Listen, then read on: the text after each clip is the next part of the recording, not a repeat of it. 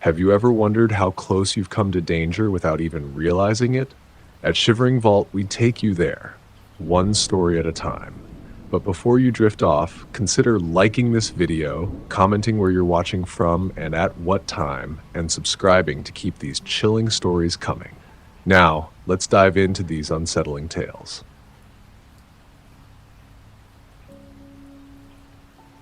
I've been hiking for years, but Big Bend National Park was a place I'd always dreamed of exploring.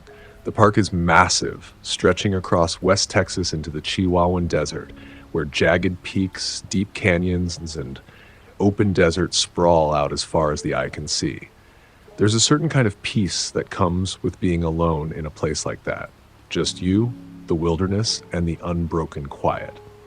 I'm no stranger to hiking solo. In fact, I prefer it. The isolation, the challenge, the raw beauty of nature. There's nothing else quite like it. The morning I set off, the weather was perfect, as if nature itself was welcoming me. The sky was pale blue, dotted with faint clouds, and the sun had just begun to rise over the mountains. The air was crisp, the kind of coolness that only comes with early mornings, and I felt a slight shiver run down my spine as I adjusted my pack. I had spent the past few weeks meticulously planning the trek, the best routes, where to camp, what gear to bring.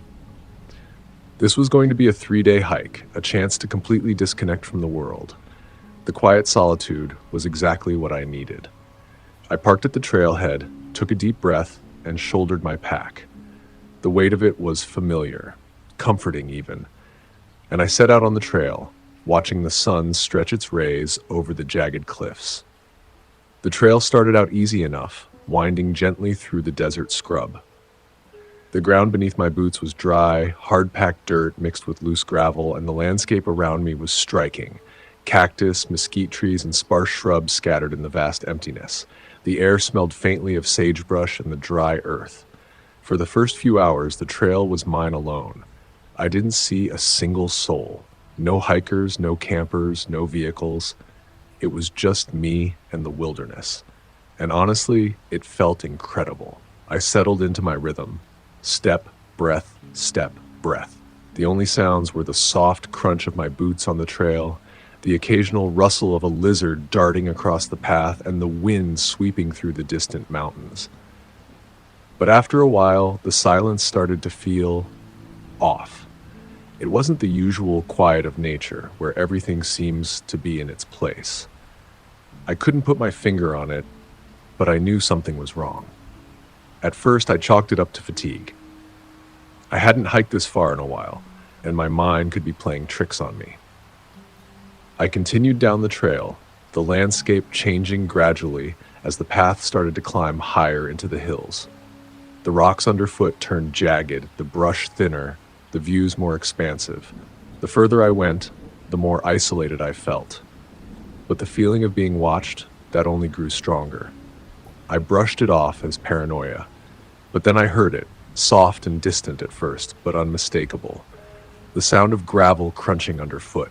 I froze, my heart beating a little faster. My first instinct was to turn around and see if anyone was there.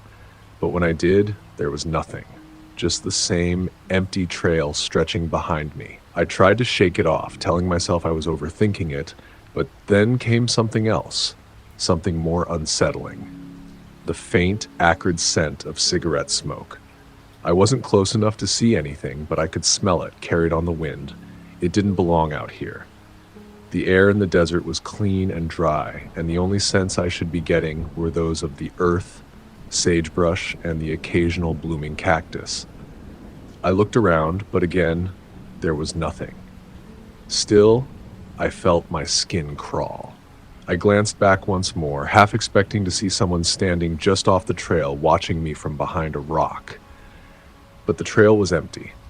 Just me in the endless desert. I couldn't shake the feeling of being watched, though. The smoke smell lingered in the air as though someone had just walked past me and left it behind. But I couldn't see a soul. Nothing moved. No rustling of the brush, no birds taking off in the distance. Everything was too still. I forced myself to keep walking. The trail was narrow here, winding through a stretch of scrub and low, jagged rocks. It felt like I was walking deeper into the wilderness, further from any kind of civilization, and the feeling of isolation that should have been comforting instead made me uneasy. I couldn't help but glance behind me every few steps, but each time there was nothing there. Still, that nagging sensation of being followed wouldn't leave. By the time the sun began to dip low in the sky, I had reached a narrow ridge. The trail here was particularly treacherous, narrow and exposed, with steep drops on either side. The wind was picking up, and it carried with it the chill of the desert night that was fast approaching. My breath came a little quicker, but I didn't mind. The view was breathtaking. I stood at the edge for a moment, taking in the panorama, the sprawling desert below, the rugged peaks on the horizon, the distant swaths of green marking the river valley. The sun was a deep orange now, casting long shadows across the canyon floor. It was the kind of beauty that takes your breath away. But as I started down the trail, something felt wrong. There was a heavy, oppressive silence that hung in the air, the kind that makes you feel like you're not supposed to be there. And that's when I saw them. Two men. They emerged from around a sharp bend in the trail, blocking my path. They weren't dressed like hikers. Their clothes were ragged, worn, and dusty, too old, too dirty. Their faces were partially obscured by the shadows of the canyon walls, but their eyes were fixed on me, and they weren't moving. They were just standing there, watching. For a moment, I thought they were just lost hikers, maybe in need of help. But then one of them spoke, and his voice sent a chill down my spine. "You've got a nice pack," he said, his tone low and oddly calm. "Looks like you've got enough supplies to share." My stomach dropped. I glanced at my pack, the expensive gear I'd carefully chosen for this trip. The tension in the air was palpable now. I knew right away that something wasn't right. These men weren't lost. They weren't hikers. They were something else. The second man stepped forward, his eyes narrowing as he looked me over. I instinctively stepped back, my hand drifting to my trekking poles, the weight of them reassuring. My mind raced. There was no way out of here. I was on a narrow ledge with no place to hide, and the men were blocking the only way forward. Before I could react, the first man pulled something from his side, a knife. It gleamed in the dim light, its edge catching the last rays of the setting sun. My heart pounded in my chest. "Hand over your gear," the second man said. They'd been following me, watching me.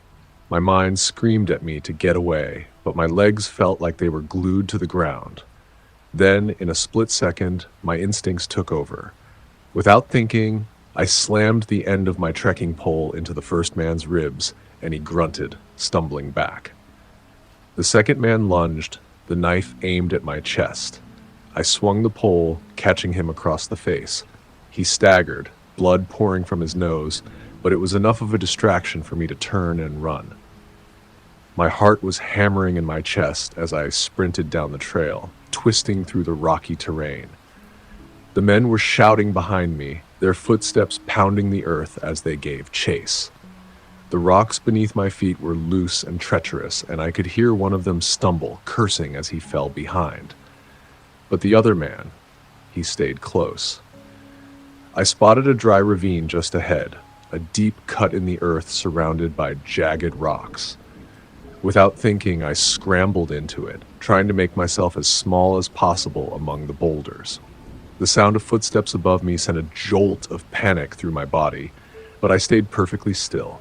I could hear their voices now, muffled as they searched for me. I waited and waited. My body was stiff from the cold, my muscles aching, but I dared not move. For what felt like hours, I sat there in the dark, barely breathing, listening to the men above me. Their voices grew fainter, and eventually the sound of their footsteps faded completely. Finally, I let out a breath I didn't even realize I was holding. It was over. For now. Dawn was breaking when I finally crawled out of the ravine. My body was sore, scraped up from the rocks, and I felt like I had run a marathon. My heart was still pounding, the adrenaline slowly wearing off, but I knew I couldn't stop yet. I still had to get out of here. I stumbled back toward the trailhead, dragging my feet through the dirt. The sun was just starting to rise, casting a warm golden light across the desert. The landscape was beautiful in its quiet, empty way, but all I could think about was getting back to the parking lot. When I finally reached the trailhead, I collapsed onto a bench, my legs barely able to hold me up. I reported what had happened to the park rangers, and at first, they didn't seem to believe me. But when I told them about the two men, how they'd been stalking me, how they'd tried to rob me, they started taking me seriously. They radioed for backup, and a search was launched almost immediately. Within a day, the Rangers had tracked down the two men. It turned out they weren't hikers at all. They were criminals, with a history of assault and robbery. They had been targeting hikers for weeks, stealing gear and food, and now they had finally been caught. I never went back to Big Bend after that. The memory of those men, their eyes watching me, still lingers in my mind. I know I got lucky, and I'll never forget the feeling of being completely alone out there in the desert, with no one around for miles and no way to know if help would come in time.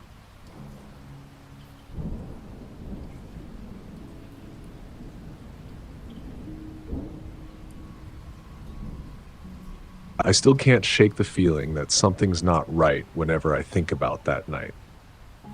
But let me start from the beginning. My name's Jack Morrison, I'm 22 years old, and I'm the kind of guy who enjoys spending time alone in nature. Ever since I was a kid, I've loved the outdoors.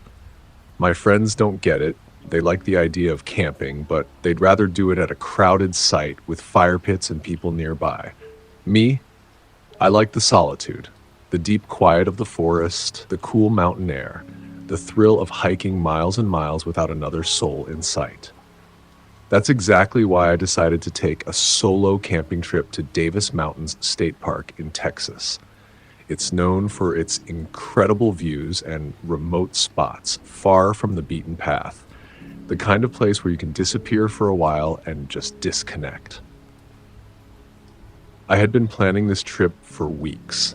I'd gone through my gear multiple times, made sure I had everything I needed. I even studied the map of the park, finding a secluded spot deep into the backcountry, far away from the main trails. By the time I set out, the weather was perfect. The skies were clear, and there was a crispness to the air that made it feel like fall, even though it was just late spring.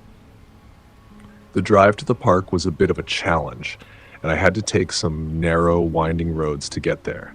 I passed through small towns with barely any sign of life, just empty streets and old houses. It wasn't until I reached the park that I started to feel the true isolation of it. The ranger station was empty when I checked in, with just one guy behind the desk who barely looked up from his paperwork. He gave me a quick rundown of the park's general rules and pointed me toward the backcountry trailhead, but I could tell he didn't expect anyone to venture too far out. It was around midday when I started the hike to my chosen campsite. The trail was rough, with loose rocks and steep inclines, but I enjoyed it. The air was dry, and the ground beneath my boots was a mix of hard, cracked earth and loose dirt that occasionally gave way to patches of soft grass. I could feel the sweat starting to bead on my forehead as I made my way up the mountain, but it wasn't unbearable. The landscape around me was spectacular, wide open with views of jagged peaks in the distance. I was getting farther and farther from civilization, and the silence started to creep in, making everything feel still and peaceful. By the time I reached the spot I'd picked out on the map, the sun was starting to dip toward the horizon. The campsite was perfect. It sat on a small rocky outcrop overlooking a valley, with towering trees surrounding me. The ground was firm, and there was a small, clear spring nearby. I couldn't have asked for a better place to set up camp. As I pulled my tent out of my pack and set it up, I could feel the wind pick up, making the trees sway. The air had a bit of a bite to it now, cooling rapidly as the sun dropped behind the mountains. I made a simple meal, nothing fancy, just some freeze-dried food.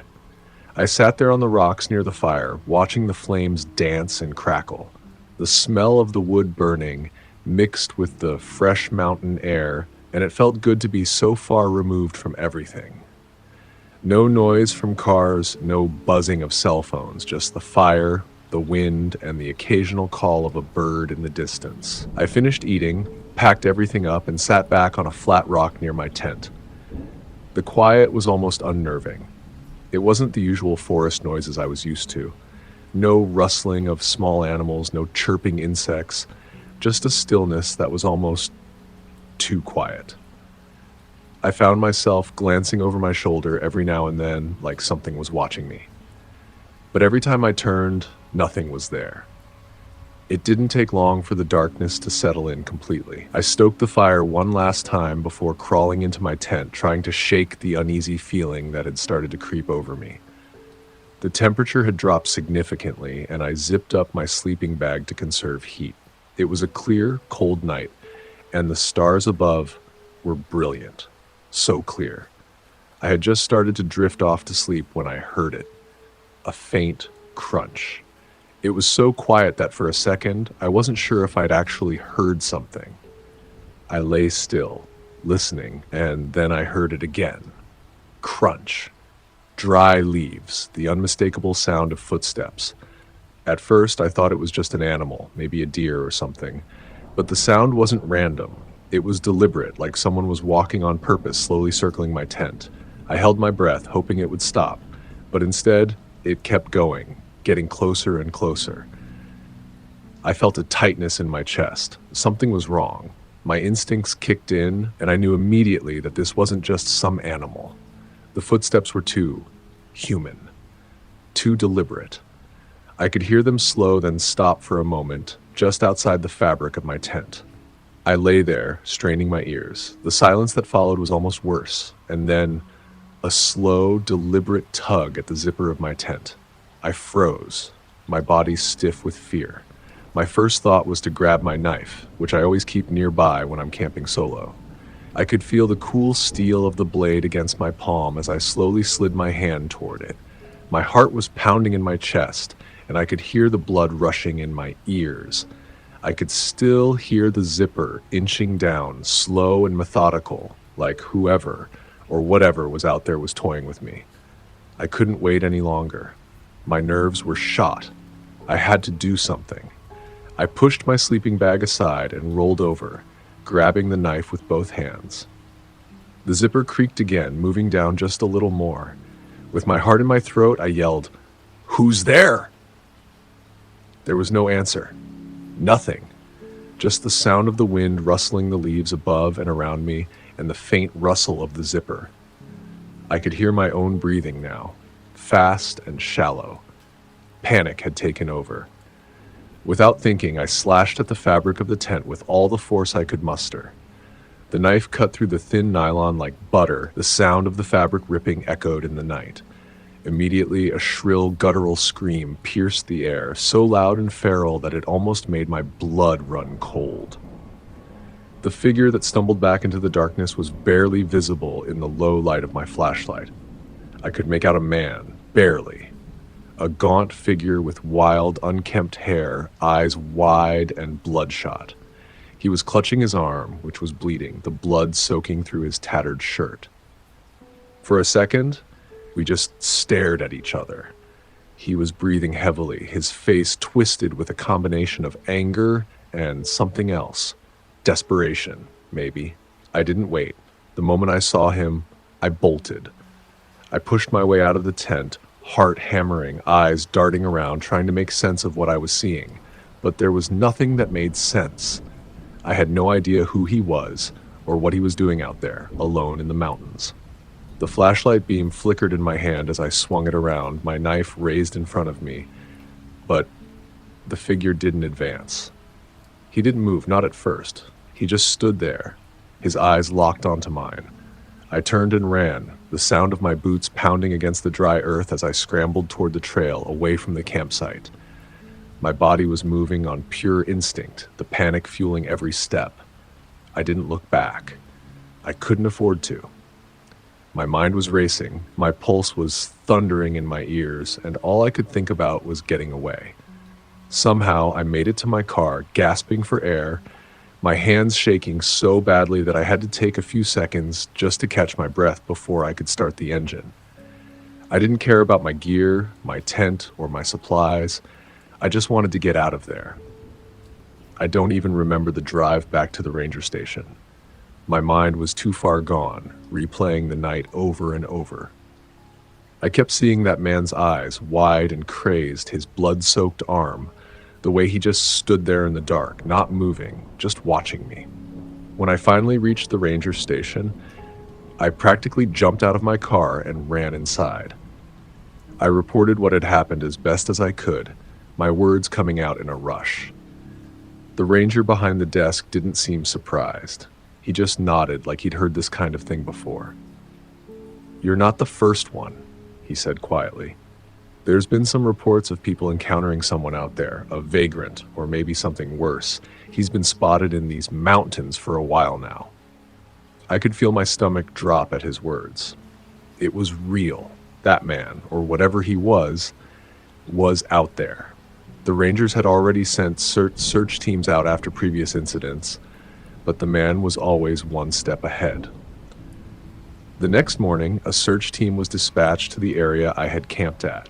They didn't find the man, but they found his campsite, an abandoned, filthy site filled with stolen supplies. There was no sign of him, but they said it looked like he had been living there for a long time. They didn't find anything that could explain who he was or why he was there. I left the park that day shaken and terrified. I don't think I'll ever go back to Davis Mountains. I don't know who that man was or why he was there, but I was damn lucky to get out of there alive.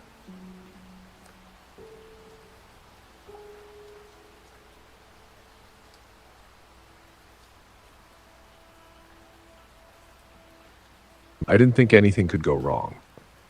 When Emily suggested a weekend hike out in the Texas Hill Country, I thought it was just another one of those spontaneous, feel-good ideas she always had.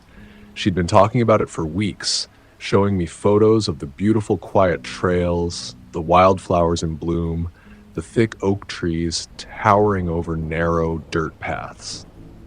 To be honest, I wasn't the most outdoorsy guy. I preferred a weekend on the couch, and to be honest, watching shows or playing some video games. But Emily was different. She loved the outdoors, and I liked spending time with her, so I went along with it. The drive out to the trailhead was long, winding through the Texas countryside with only a few scattered farms and ranches along the way. We talked, joked, and laughed during the drive. The air felt thick with the promise of adventure. I remember the sun hitting the windshield, making everything look bright and sharp, the landscape stretching out in front of us like a postcard. It was peaceful in a way I'd never experienced before. No cell service, no distractions, just us and the wildness of nature. We reached the trailhead a little after dawn. There weren't many cars in the parking lot, which I found odd. I figured a place as scenic as this would have a few more people around, but the emptiness felt serene. A bit isolating, though. Emily seemed unbothered by it, hopping out of the car, stretching her arms above her head with a sigh of relief. She looked at me with that spark in her eyes. I grabbed my pack and joined her, trying to match her enthusiasm.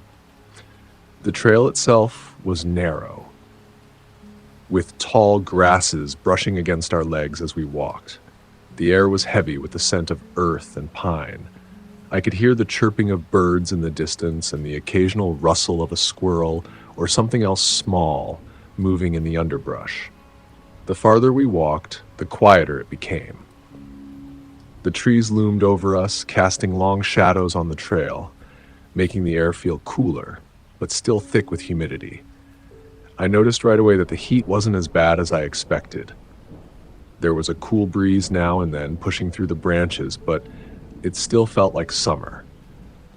I was sweating through my shirt, and by midday I could feel the sticky dampness starting to cling to my skin. My water bottle was almost half gone, and I hadn't even realized how thirsty I was until I felt the dryness in my throat. Emily, of course, was as chipper as ever. She stopped occasionally to point out things along the trail: wildflowers, strange rock formations, the occasional bird she'd spot perched in the trees. But it wasn't long before the fatigue started to catch up with me. I could feel the heat getting to me, and despite my best efforts to push through, it was becoming harder to keep up. I knew Emily wanted to keep going, so I tried not to show it. She always seemed to have boundless energy when it came to hiking. We kept walking until we saw the stream. It was a small, clear creek that meandered lazily through the rocks. The water sparkled in the sunlight, inviting us like an oasis in the middle of the wilderness. Emily immediately went for it, dropping her pack on the ground with a sigh of relief and kneeling down to scoop up water with her hands. I followed suit, my throat burning for something cold and fresh.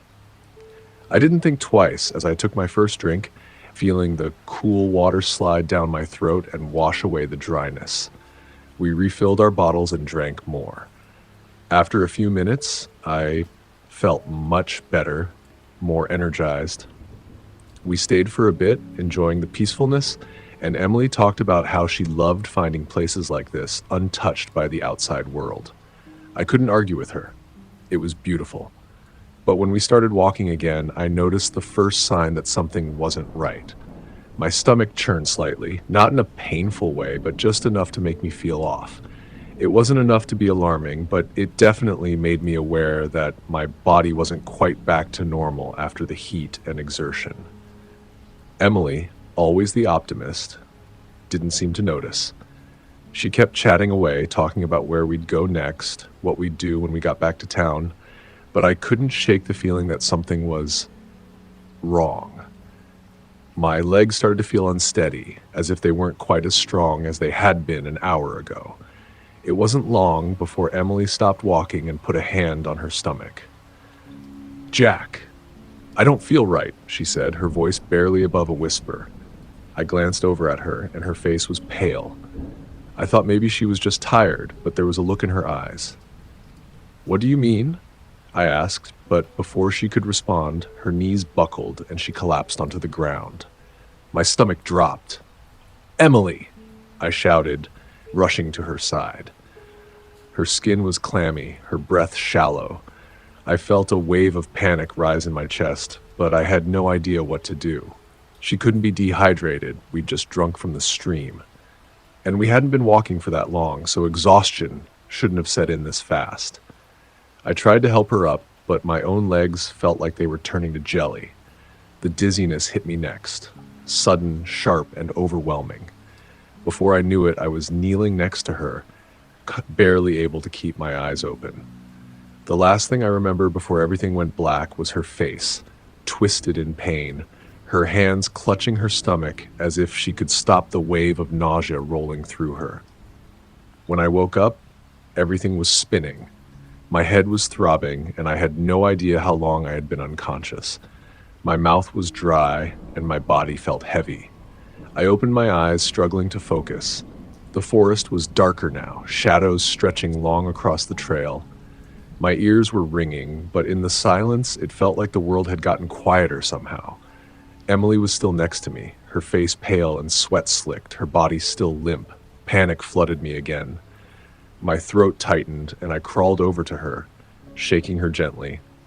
"Emily, come on. Wake up." I was barely able to get the words out, my voice barely a croak. I felt like I was dying right there beside her. Every movement I made felt slow, as if my limbs were made of lead. I glanced around, but the forest looked different. The trees seemed to loom over us, casting long, distorted shadows. The trail, once so clear, now felt like it was closing in. That's when I saw him, a man, a lone figure, emerging from the trees. At first, I couldn't make him out clearly, but as he stepped closer, I saw he was tall, gruff-looking, wearing hiking gear that looked like it had seen better days. His face was worn, his skin weathered from years of exposure to the elements. He stopped in front of us and looked down, his eyes narrowing as he took in the scene. "You two okay?" His voice was rough, like he hadn't spoken to anyone in a while. "I don't think so," I said weakly, my voice barely a whisper. We drank from the stream. We don't feel good." The man didn't respond right away. He just crouched down, eyes scanning the area. "I have a cabin nearby. It's not far. I can help you both get there. You need rest." I didn't hesitate. I should have, but I didn't. Emily was too weak to move, and I felt like my body was shutting down. The thought of rest and shelter, of getting out of the woods, was too much to resist. Okay, I said, and with his help, we both managed to get to our feet. Emily could barely stand on her own, so I kept a hand on her, supporting her weight as best as I could. We followed the man, leaving the main trail behind. The trees grew denser, the darkness settling in faster as the sun dipped below the horizon. The path became less clear, the ground underfoot uneven, with roots snaking out from the soil, threatening to trip us with every step. The silence around us was thick, like the forest was holding its breath. I couldn't shake the feeling that something was off. The man didn't say much, but every now and then I'd catch him glancing over his shoulder, his eyes flicking between us. Then Emily collapsed. I had no strength left to catch her. She just crumpled to the ground like a rag doll, her body going limp. I dropped to my knees beside her, my breath coming in ragged gasps. "Emily," I cried out, but she didn't respond. The man crouched beside her, and I could see a sick smile creeping across his face. It was a slow, deliberate thing. "Guess that stream got you real good, huh?" he muttered under his breath, almost as if he were talking to himself. That's when it hit me. The water. The stream. That's what had done this to us, but it was more than just bad water. It was deliberate. It had been poisoned. And this man, he was the reason. I couldn't think. I couldn't breathe. My body was failing me, and I felt the panic rising like bile in the back of my throat. My heart hammered in my chest. This man wasn't just helping us. The idea of him taking us somewhere, wherever that cabin was, I could already picture it. A small, hidden place in the middle of the woods, far from anyone who could help. I couldn't let him do that. I couldn't. Not when Emily was lying there, barely breathing. With the little bit of energy I had, I reached down and grabbed a rock. My fingers were slick with sweat, but I didn't care. I swung it at the man's head, hitting him with all the force I could muster. He stumbled back, but didn't fall. His eyes flashed with anger, and before I knew it, he was on top of me, pinning me to the ground with terrifying strength. His breath was hot against my neck, his grip tightening around my throat. I fought back, but my body wouldn't cooperate. I couldn't move fast enough. But then, like a miracle, I heard voices, hikers, people coming down the trail. They must have heard the struggle, or maybe they were just passing by. But they were close. The man's eyes darted around, panic flashing across his face. Without warning, he pulled away and bolted into the trees, disappearing into the night. The hikers found us minutes later, their flashlights bouncing off the trees as they rushed to our side. They helped me lift Emily, and one of them called for help.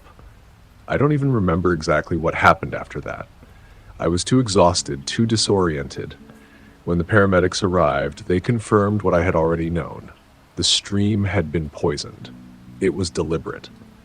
The water had been laced with a toxic plant extract that had caused both of us to collapse. They said we were lucky to be alive. The authorities tried to track down the man, but they never found him. Emily and I survived. We made it out of that forest. But I will never forget the way that man's smile twisted when he saw us on the ground, helpless.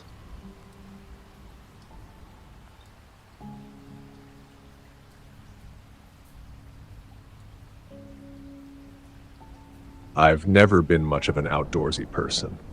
Hiking, camping, even just spending time outside, it was all a bit too much for me. I preferred the comfort of my couch, the quiet hum of city life, and the control of my surroundings. But when I moved to Austin, Texas, I figured I should at least try to get a little more involved with the local scene. Everyone talked about the beauty of the Texas hill country, the sprawling forests, the hidden gems of trails, so I decided to give it a shot. I'd heard good things about the Lost Pine Trails. They were supposedly easy, meant for beginners, and a way to get a taste of the nature around here without feeling like you were about to get lost in the wilderness. The idea of walking through nature and getting a little fresh air seemed like a nice way to spend an afternoon. Plus, it wasn't too far from the city, just a short drive, really. So I figured, why not? I parked my car at the trailhead around mid-afternoon. The sun was still pretty high in the sky, but the shade of the trees was cool and inviting, so it felt like the perfect time to start. The air had that dry, almost dusty quality to it, common in Texas, but there was a slight breeze that made it more bearable. I grabbed my water bottle, adjusted my backpack, and took my first steps onto the trail. The Lost Pine Trails were exactly as advertised.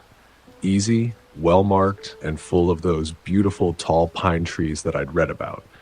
The kind that made the air smell fresh with that pine-scented sweetness mixed with the earthy underbrush. It was peaceful. Quiet, really.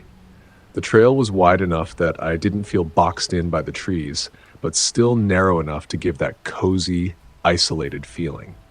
I kept walking, my shoes crunching against the dirt path, taking in the scenery. The further I went, the more the city sounds faded away. It was like the hustle and bustle of Austin had been swallowed up by the forest. At the last rest stop, just a little ways into the trail, I ran into a small group of locals sitting on a bench. They were chatting and eating snacks. Just regular folks, enjoying a break on a Saturday afternoon. They looked like they were in their mid-30s, maybe a little older. I overheard one of them talking about how great the Lost Pine Trails were for beginners, so I figured I'd ask them for advice. I walked over to the bench, offering a friendly smile. "Hey, I'm new to the area. Is this trail all right for a beginner?" I asked. One of the guys looked up, a friendly smile spreading across his face. "Oh yeah, it's perfect for someone just getting into hiking. Not too steep, mostly flat." He paused, glancing at the others, then added with a grin, "But if you're looking for something more exciting, you could take a shortcut through the woods. Cuts the trip down by an hour and the scenery's a lot better." "Really?" I asked, intrigued. "I've only got a couple of hours, so that sounds pretty good." He nodded. "It's a bit off the beaten path, but it's easy enough to follow. Trust me, you won't miss it. You'll see the way once you head off the main trail. You're good." I thought about it for a moment. The idea of saving time, seeing some different sights, maybe avoiding a crowded trail, it seemed harmless enough. Plus, I hadn't really planned out how long I'd be out here, so the thought of cutting some time off sounded appealing. "All right, thanks," I said, feeling pretty confident in my decision. I waved goodbye and started down the trail in the direction they'd indicated. At first, everything went fine. The trail curved off from the main path, winding its way through the trees. The ground was soft beneath my boots, and the air had that earthy smell of pine and damp soil. The trail wasn't hard to follow, and I felt a strange sense of satisfaction knowing I was doing something off the beaten path. But after about 20 minutes, things started to change. The brush began to get thicker. The trees around me closed in, the path narrowing, forcing me to step over fallen logs and duck under branches. I had to brush aside some low-hanging pine needles that scratched at my arms, and the further I went, the more I realized that the trail wasn't as clear as I'd thought. The foliage was dense now, almost swallowing the path entirely. Was this still the shortcut? Had I missed something? I slowed down, scanning the ground, looking for any sign that I was still on the right track. But everything seemed wrong. There were no more markers or signs, just trees and thick underbrush. the occasional snap of a twig underfoot, the sound of a distant bird call. The silence was pressing in on me now. I hesitated, checking my phone to see if I had service. There was a faint signal, but nothing reliable enough to trust for directions. I should have turned back then, but I didn't. I kept going. Maybe it was stubbornness, or maybe I thought I could still find my way. Suddenly, the path just stopped. No gradual fade, no detour. It just vanished. The ground ahead of me was choked with thick roots, brambles, and vines. The earth was loose, uneven, and I couldn't see any clear way forward. I froze for a moment, my mind racing. How had I missed it? I turned around, hoping to backtrack, but the path I'd come from was equally overgrown. I had only taken a few steps before my foot sank into the ground and the earth beneath me gave way. My body lurched forward and I tumbled, unable to stop myself. My ankle twisted in a painful snap as I fell, and I cried out involuntarily. The world spun and I landed with a sickening thud in a small depression in the earth, a hidden sinkhole that I hadn't seen. The world around me went dark for a moment, and then I was left with nothing but the dull ache in my ankle. I tried to move, but the pain shot through my leg like a fire. My breath hitched, my chest tightening in panic. I wasn't going anywhere, not on my own, not with an ankle that felt like it was about to snap in half. My eyes frantically searched for any sign of help, but the silence pressed in on me, thick and suffocating. Then I heard something. It was a rustling sound, faint at first, coming from somewhere above me. My heart leapt into my throat, and I held my breath. Was it another hiker? Someone who could help me? I waited for a moment, trying to listen closer. But then there was another sound, a subtle shifting of leaves like something was moving around the trees. My pulse quickened, my breath shallow. It wasn't another hiker, it was something else. I tried to shift, propping myself up on my arms, glancing through the foliage in the direction of the sound. There, in the trees, I caught a glimpse of something. Two pairs of eyes, glowing faintly in the darkening light. They were low, crouched. The eyes blinked slowly, and my stomach churned. Coyotes. I knew it. I'd heard about the wild coyotes that lived around these parts. It wasn't common for them to attack humans, but a hungry pack, that was a different story. And I was alone, helpless. I fumbled for my phone, my fingers shaking uncontrollably as I turned on the flashlight. The beam of light was weak, but it was something. I waved it around, desperately trying to shine it toward the trail. Maybe someone would see. Maybe someone would hear. Then I saw it. Another set of glowing eyes, and another. They were coming closer, creeping through the brush. My breath caught in my throat. They were circling, getting closer, always staying just beyond the reach of the light. I tried to keep my panic in check.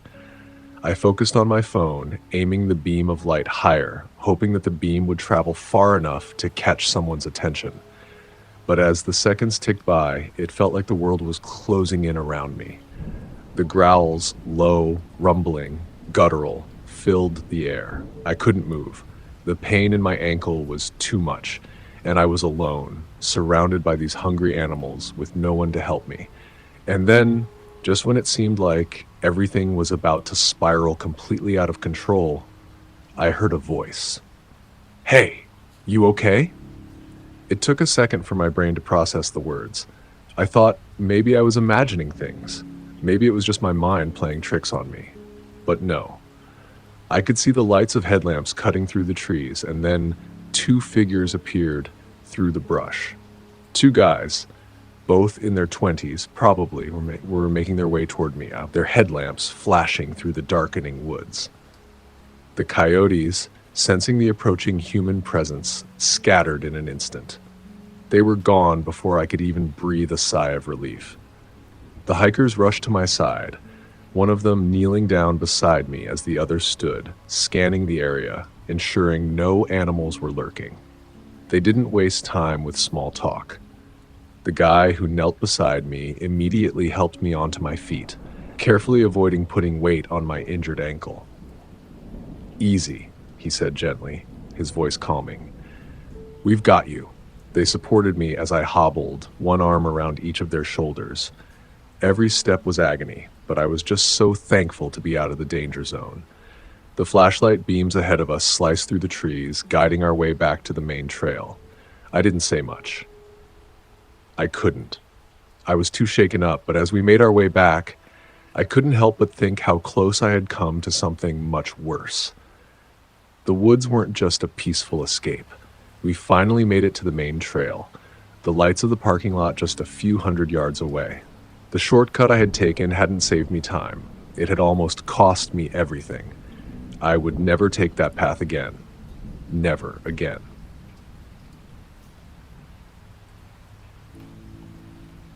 That's it for today's tale from Shivering Vault. If you have a story worth sharing, drop it in the comments or send it our way. Don't forget to subscribe and share with your fellow thrill seekers. As always, the Shivering Vault thanks you for unlocking today's tale. Until next time, the vault awaits your return.